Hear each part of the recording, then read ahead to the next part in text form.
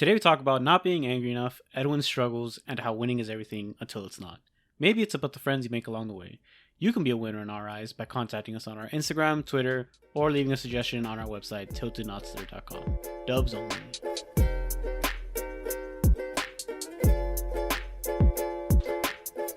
Hello, my name is Edwin. I'm Jeff. And I'm Frantic. And together we are Tilted Not Stirred. So what have you guys feeling tilted today? What's up? Well, I'm not really tilted. I'm just chilling, watching shows still. We started our first project in class. It's kind of cool. Oh boy. Some of our audience members are complaining that we're not angry enough, guys. Oh, is that right? We just need to be angrier. You gotta get angry. Like in the Dodgeball movie. Yeah. I guess you gotta live up to the name now. Well, I'm hungry, so maybe the anger will come out as the episode progresses. The hangry? You gotta get hangry up in here. Oh damn. All right. I guess maybe I shouldn't talk about what I did, but yesterday was my girlfriend's birthday and we went to Benihana's. Yo, Benihana's fucking sucks, bro. Hey, cut it out. It was pretty good. Yeah, I'll bring the anger actually. Fuck Benihana's, dude. They charge you what? They charge you what, like 120? For sure, yes. For sure, the price to how much money you get is definitely not worth it. They do the same shit every time you're there. So it's like what they make the onion volcano. They make a little heart with all your food. Well, how many times have you gone? I've been like twice, 3 times probably. 3. So you hated it, but you went back. Well, it's because people wanted to go. People wanted to go to Benihana's because it has such a prestigious name. Fuck them. Well, chill. All right. Well, I went once, and I thought it was cool because, I've only gone once, and it's something that I wouldn't so explain do. the routine. Explain the routine right now. What you got? What do you mean? What do they do? What do they do to you? What do they do to you before they fed you? Basically what you said. But that doesn't diminish my experience because I got to experience it for the first time. 100%. And I wouldn't go... How can I put this? Like frequently, like even if I had that kind of money to just spend like $100 for 2 every time I went, but it was a really cool experience. And yeah, thanks for shitting all over it. But what did you do, Edwin? Let's hear it. Nah, I just wanted to bring the tilt in. That's what I wanted to do. Oh, yeah? I wanted to play the character that was actually angry. But you know what? This is a pain speaking. Benihana's is cool, especially the first couple times you go. It's really cool. The food's all right. What did you guys have? I had steak and chicken and, what else did we have? Filet mignon and shrimp. So a little bit of everything. Okay. Hell yeah. That sounds really cool. So what'd you do? So far I'm in pain. I haven't done much because my tooth broke. So I've been writhing in pain for the past couple of days. No, that's it. Your tooth broke? Yeah. You know what? Shit on me being at home and stuff because I'm in pain. Yeah. But it's been all right. I mean, I can't think straight because of the pain. I don't have any strength. You know, life sucks, but we're here. We're here recording. Well, you know? I feel so bad for you, Edwin. You're my priority, Frantic. You see, you and Jeff are my priority. You know, I might be dying. I have a ball on the side of my face, but here I am recording for you guys. I mean, you went to the dentist. What more can you do at that point? They only gave me antibiotics. But what about you, Jeff? I told y'all, I'm just chilling. We started the project. Wow, project for the first time. Wow. Yeah, our first project. Barely. How long has it been? What a ripoff. 13 weeks. I mean, we've been doing homework and stuff. Yeah. Let's not shit on each other now. Benihana's is cool, man. Benihana's is cool. Yeah, why you coming at my throat? Edwin's over here. Oh, I thought we were just gonna swing indiscriminately. I just started swinging at each other. Whoop-de-doo, Jeff. You're on a fucking computer. Whoop-de-doo, Jeff. Yeah, Frantic over here. What did he do? Fuck that guy. Oh no, we got to shit on Edwin. I know we did that already. Yeah. He can shit on me. He's in pain. Oh wow. Woo, Hey, no woo. fucking reason. Get over it, Jeez. bro. But yeah. What are we talking about today, Frederick? Well, this topic is going to be inspired by the recent NBA Finals and Giannis Antetokounmpo. That's a tongue twister. That is a name.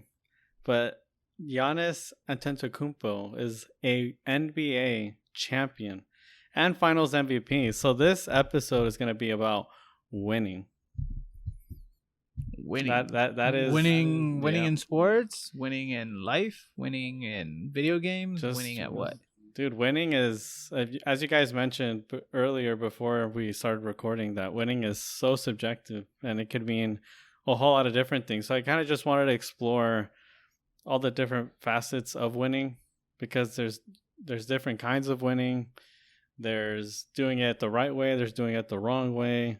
There's Speaking gray of not areas, winning, etc.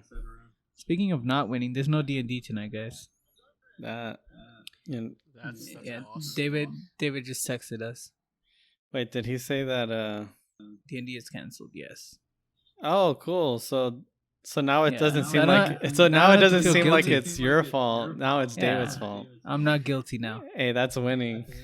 That's winning. Yeah.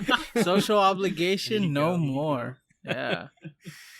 So yeah, the last time that the Milwaukee Bucks had won a championship was back in 1971. So that was 50 years ago. And Giannis Milwaukee dropped, Bucks? Yeah. In general, with Kareem? Yeah, with was there or Kareem. no? Yeah, that was the last time they won. That's And pretty good. and Giannis sealed the deal with the 50 piece. So Yeah, he did kudos it. to them. Hell yeah. No need for a super team here. Yeah, then he said so in his he alluded to that at his post game conference, that he said like, oh, I could have taken the easy way out and gone to a super team, and all I have to do is play my role and I win a championship. But What was KD with his hardest road with the Golden State Warriors when he went over there? He's like, the hardest road. No, it was not. Shut your mouth. Shut your mouth, KD. Well, for the basketball fans that are listening, you know that when Kevin Durant, who was arguably at the time one of the best players in the world, if not the best, he joined the 73 win Golden State Warriors, which at the time the season prior had just broken the record for most wins in the regular season. So you take the best player, he goes to the best team, and they called it a weak ass move. He's a fucking cupcake for that, bro. Forever a cupcake. Forever a cupcake. Shit. But yeah, so then there's like an example right there, right? Where one player, he sticks it out with the team that drafted him, which is Giannis, and he wins a championship and he gets to talk his shit now. And then you have the players that joined other good players or joined a really good team just to have their winning, right? Like in sports, winning is a championship. I feel like winning in basketball is so player dependent, right? It involves around an individual so much, because it's only 5 people on the court at a time. For sure. I don't think that's necessarily true. But let me extrapolate the point a little more. One person makes so much more of a difference in basketball than as opposed to like baseball, soccer, football, right? Where there's like much more people on the field, so much more things can possibly go wrong. And it's like, take baseball for example, right? One hitter can't win a game by himself. True. He can go out there, hit a home run every at bat, but if there's no one on base, and if he only hits 4 times, that's only 4 runs. And if the pitching is shit for that team, then they can still lose the game. Yeah, that's the cool thing about basketball, where the one player, he plays defense and offense every possession, right? So he has an impact in the games, like a substantial impact, whereas a baseball player, he can't run the outfield, he can't, be on the bases, he can't be the pitcher, he can't do everything. So then in that scenario, then if you were to measure success and measure winning, if you're in a team game like baseball, is it still a championship, or is it just as a collective have a positive record for the season? Like, what is in baseball terms. Well, in baseball, winning is just, winning the World Series, right? That's the end goal for all the teams. You got to go in and just win it all. Mm-hmm. I mean, if we're talking about, different styles of winning, I guess you can go into the whole teams throwing intentionally, Okay. right? Because you want to have the worst record so you can have the best draft pick. So in a sense, I guess to them losing is winning, because it's just like, hey, we lost, so that we're one step closer to being the worst team, so we can get a better draft pick. Yeah. Yeah. And what I know you have a very strong opinion about cheating and what the Astros what the Astros did to our Los Angeles Dodgers. Not just to the Dodgers, to all of baseball, dude. Everyone was robbed. Okay, like the Astros had to be the Yankees. They had to be, I think, the Mariners or the A's. Like the whole season was basically compromised because they fucking cheated, right? Because they didn't just cheat in the World Series; they cheated throughout the entire season. And it's not like they were just doing it against good teams; they were doing it against the worst teams as well. So it was just blatant cheating for the whole season against everybody. Mm-hmm. And it is bullshit. I'll say, sports winning is winning, right? There's like, it's usually black and white, but cheating is like the only instance where it's like, no, you fucking cheated. You don't deserve this shit. So even if they cheated, it's not, they didn't win. No, because they didn't fucking earn it. They fucking bent the rules and blatantly cheated. They knew it was coming. That's a major fucking advantage in baseball. Like, some backstory. Like the way they cheated was they had a camera pointed at the catcher, right? So in baseball, the pitcher looks at the catcher for the signs, and then that's how they know what pitch is going to be thrown and where it's going to be thrown. So they had a camera in the outfielder pointed at the catcher's glove. They had someone in the dugout watching a live feed, and then they'd bang a trash can depending on what pitch was coming. So the hitter always knew what was coming, and they could always just sit and wait and then hit, a free pitch essentially. Right. Hit the ones that they like, and the ones that they struggle against is like, I'm gonna chill. Exactly. Yeah, and that's a huge advantage. Yeah. Huge advantage. So I don't recognize their win. Hey guys, so I have to apologize for the first 10 minutes of this podcast. I had my soundbar on, so you guys probably hear yourselves through my audio. We do not. I know, but through my audio on Audacity. Might just change everything. Might compromise a little bit of the pod. All right. Well, we'll see how it turns out. Yeah. What was the last point? The last point was about the Astros cheating. The Astros cheating. Yeah, fuck those guys. That's what I'm tilted about. I'm still tilted about that shit. Still? How many years ago was that now? 17. Shit. But we didn't find out until 19. Oh, like 2019, yeah. Yeah, that's when people learned. And it sucks, too, because, fans are pieces of shit, right? So, Darvish, he was the pitcher for the Dodgers in the last game, and in the first inning, he kind of shit the bed of the last game of the World Series. And fans gave him so much fucking shit. They sent him death threats. They sent him, like, the vile fucking fans, how they fucking are. Yeah. And that basically... the Dodger fans? Raider fans. We call them Raider fans, okay? So, Dodger fans are clean, but... Raider fans and Dodger fans overlap, so the ones that overlap are the bad ones. But anyway, let me continue my point. So like Darvish intentionally did not re-sign with the Dodgers because of that. Because he was getting so much fucking hate that he actually feared for his safety. He was like, I'm not gonna re-sign with this team. And it sucks. He was good. He was the best pitcher at the time during like the free agency, and it would have been great to have him. But fans are shitty. The Astros cheated, so that hurt his fucking reputation. And there you go. Yeah, and it's not like them getting outed as cheaters changes his contract, right? Like he already signed a contract with the history of getting shit on in the World Series, so he probably earned less than what. Probably took less, yeah. He probably earned less. Like let's say in that game he would have gone the whole way and he would have had an excellent game. Then how much increase his value? Yeah, and so kind of what I want to also touch on is in the pursuit of winning and in the pursuit of success and excellence, if you take certain measures, because there's always the how you win. And so if you cheat in this example, then you're not only diminishing your own accomplishment, but there's also that big chance that you affect a lot of people in the process. At the end of the day, did they get this? What happened to those players' contracts? Are they still worth? No player was suspended for their actions during the 2017 So they won. season. So they ended up unobjectively winning.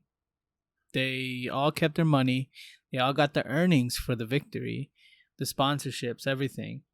The manager was suspended. No, the manager was suspended for a season, for 1 year, but that was the COVID year, so it didn't fucking matter. And then another guy was also suspended for a year, but again, that was during COVID year, so it didn't. It was only like less than half a season that was played. So essentially, yeah, they all got off scot free. Yeah, they all got off. They all kept their contract. They probably had clauses in their contract to see how they achieved. No, because the Astros don't give a fuck. They won. Yeah, I know. No one's pointing the finger, with internally.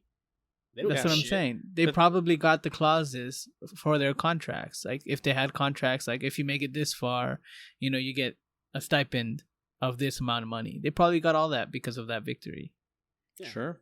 Yeah, for sure. Again, like the organization. So they ended up winning AF. They got off.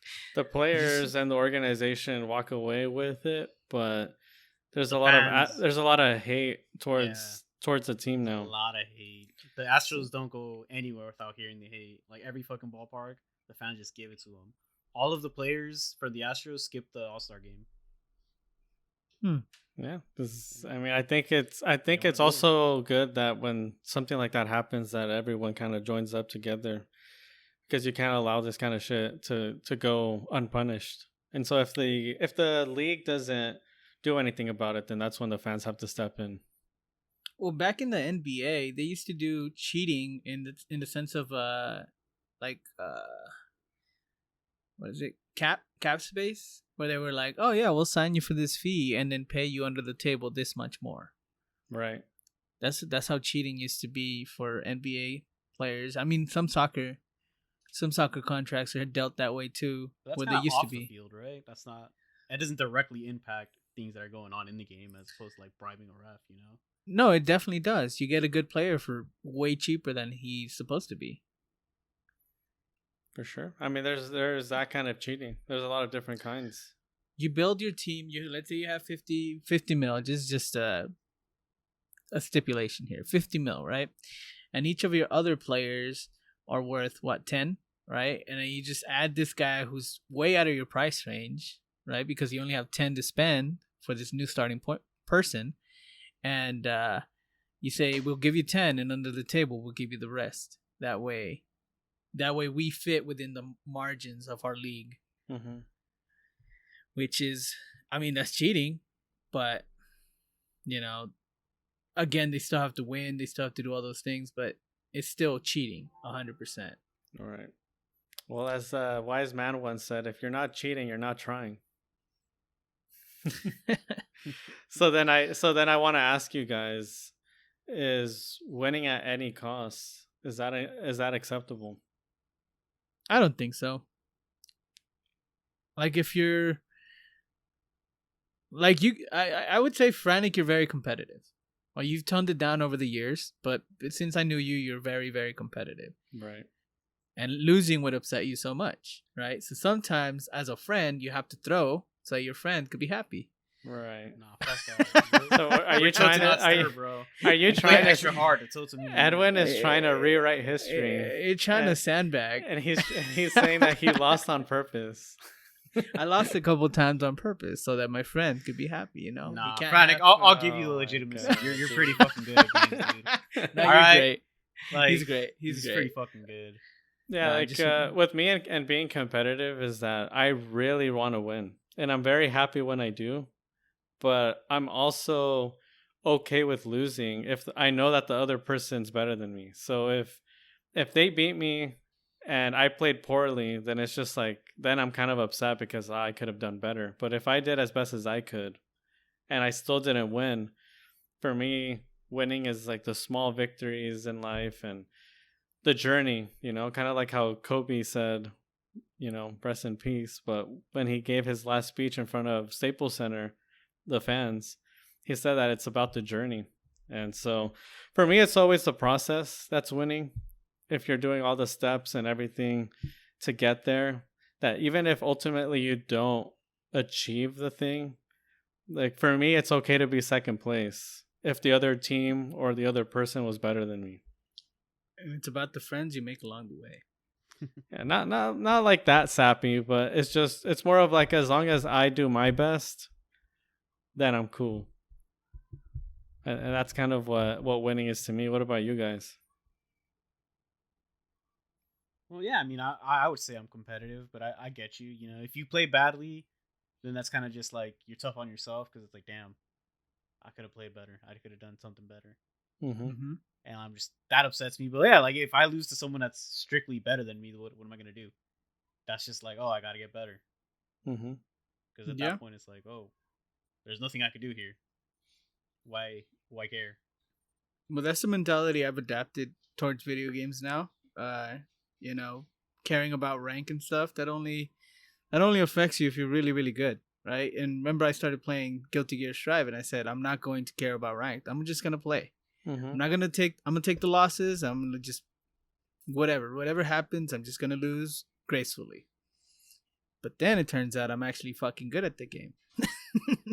So winning and losing actually kind of meant something, and you're just like, oh, okay. Like I could see where you guys could be just be angry at things that, okay, it didn't go your way, but just learn from the experiences when you do lose, for sure. For sure. I mean, you think then, because you said that you learn from your experiences even when you lose, so is losing, can that also be winning? Well, especially when you lose, you learn a lot. What did I do wrong? I mean, it's same in life. You take your licks and then you're like, oh, fuck, what happened? And that's when nobody stops to reassess anything when they're winning.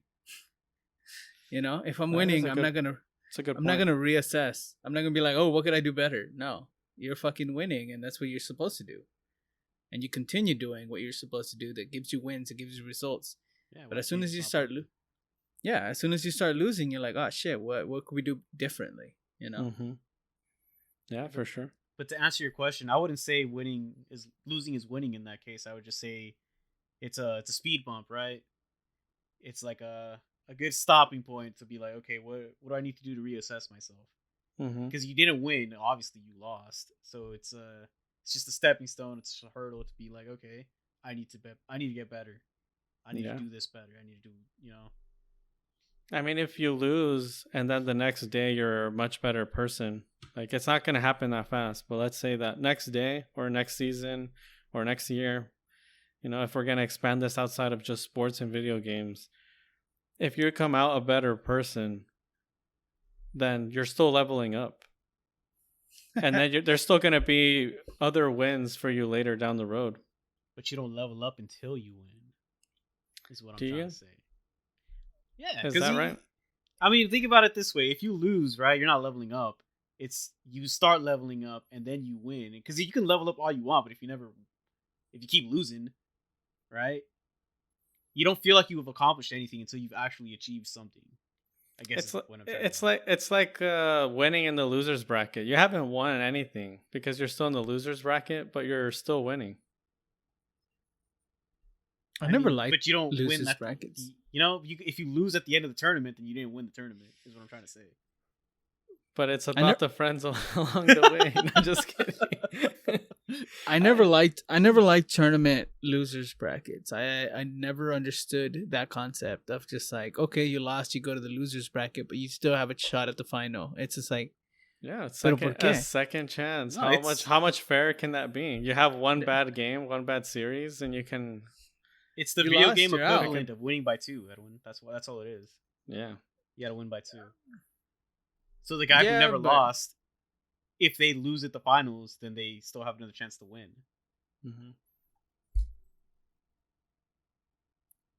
I just never liked the concept. You lose, you lost, especially in a tournament. Especially in a tournament. So that's to the guys who lost in the first round and came back to win it all. Exactly. I think it's not until you're in that position and you're actually able to take advantage of a system like that where you're just like, dude, this is great. I have another chance. It's cool. It's fine. It's fine. I can recoup, refocus, and get my head back in the game. Well, I mean, that takes the application of reassessing, right? You lost, and you can reassess right away and try to win it all at the same time. That's where your lessons and application goes in like right away. Mm-hmm. If you're in a tournament setting of something, Yeah. But winning in life could be subjective. It could be also like, if you want to win in life, what does winning mean to you? Does it mean having a lot of friends, having a lot of family, making sure you spend time with them? Or does it mean like riches, value, capita, you just acquire currency? For sure. And like winning in life is very subjective. And losing comes with a lot of cliches. A lot of cliches like, it'll happen next time, You'll get them next time, champ. Yeah. Better luck next year. So losing comes with a lot of cliches, and winning is very subjective in life. Can there be a time where rubbing it in, like if someone loses and you rub it in, can it ever be a good thing? If it's funny. But to that person, they're upset because they lost. So you're telling me whenever Vince would beat you and you just like shake your hand and go, "Hey, better luck next year, kid." You didn't think that was funny? Because I think that's hilarious. Even when I was in the receiving end, I thought that was hilarious.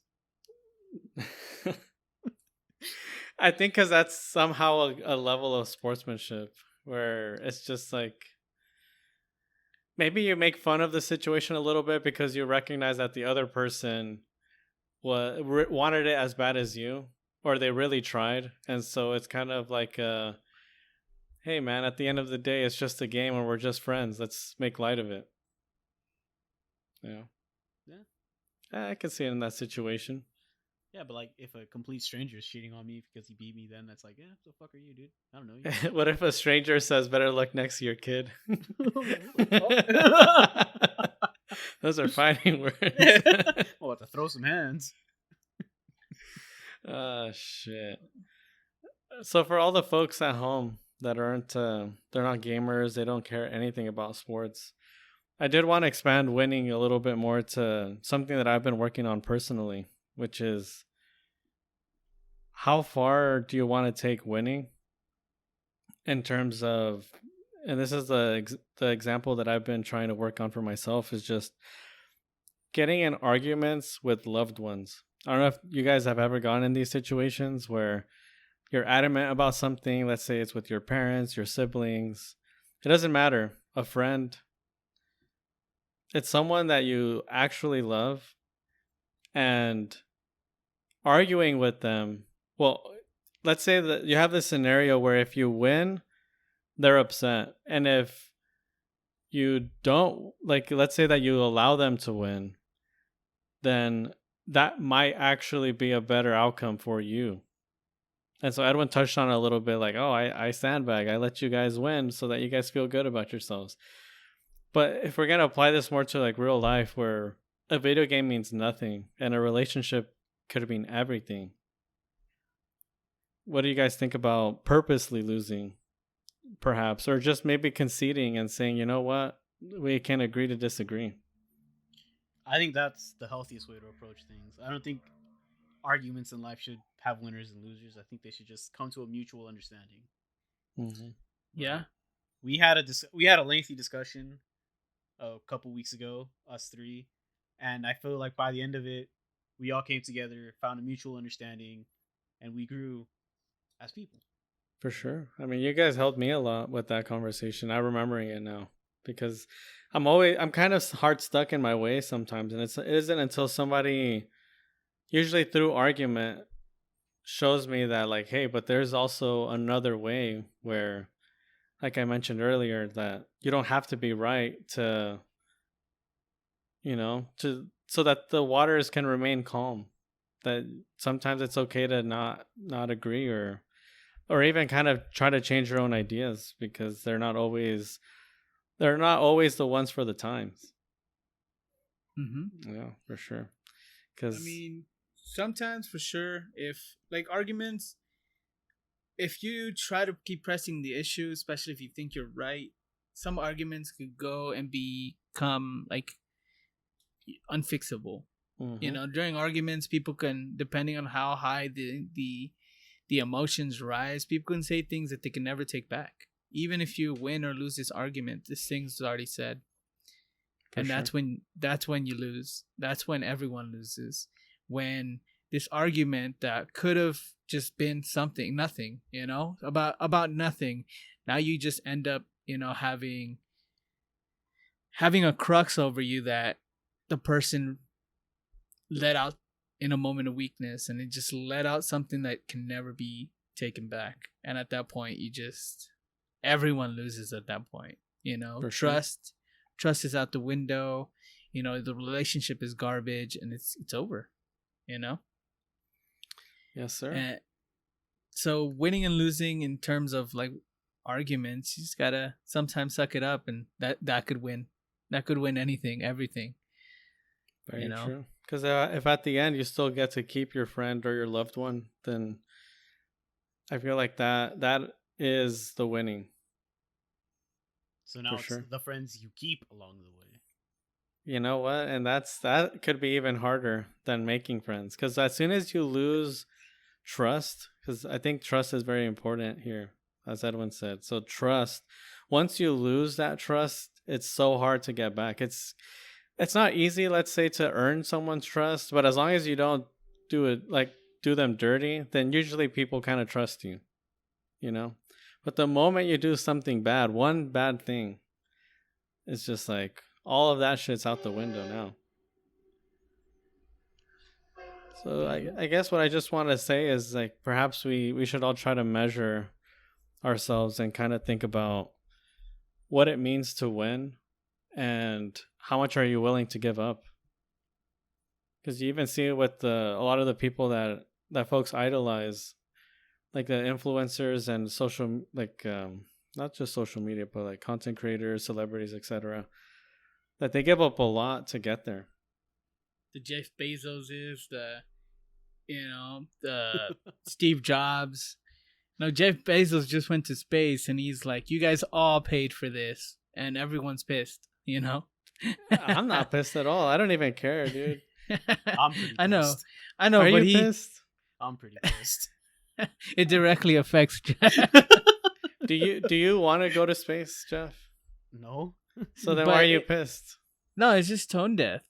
It's really It is tone deaf. Yeah. He's basically standing on the work of others and saying, "Hey, I know y'all ain't making shit, but you paid for this." Mm-hmm. Look It's at tone this. deaf. You guys As are a pissing person- in bottles, but look at what I did.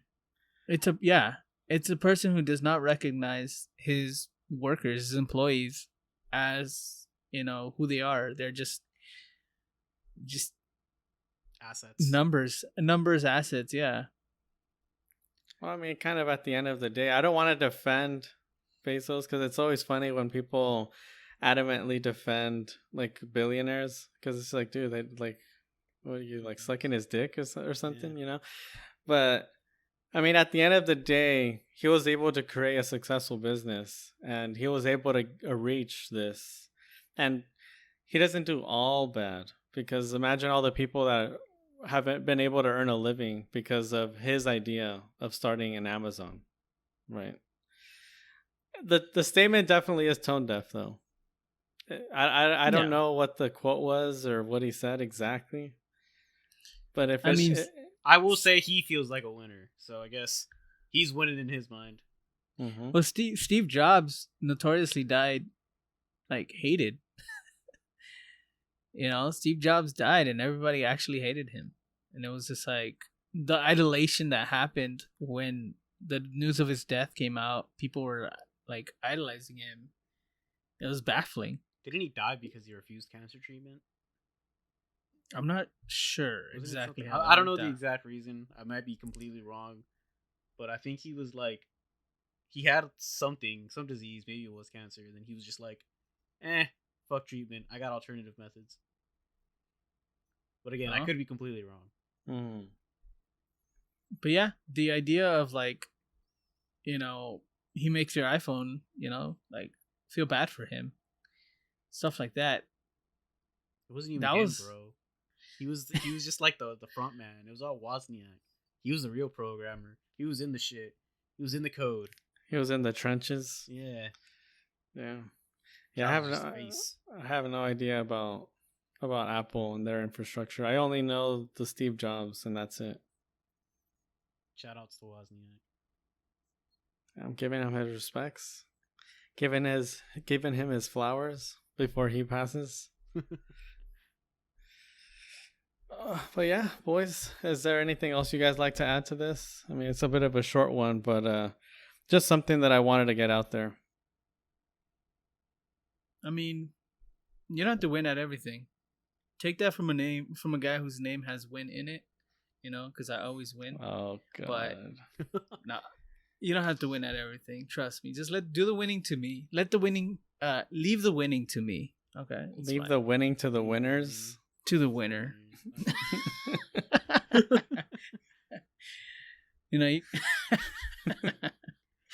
I'm kidding. What I just want to add is that winning is subjective.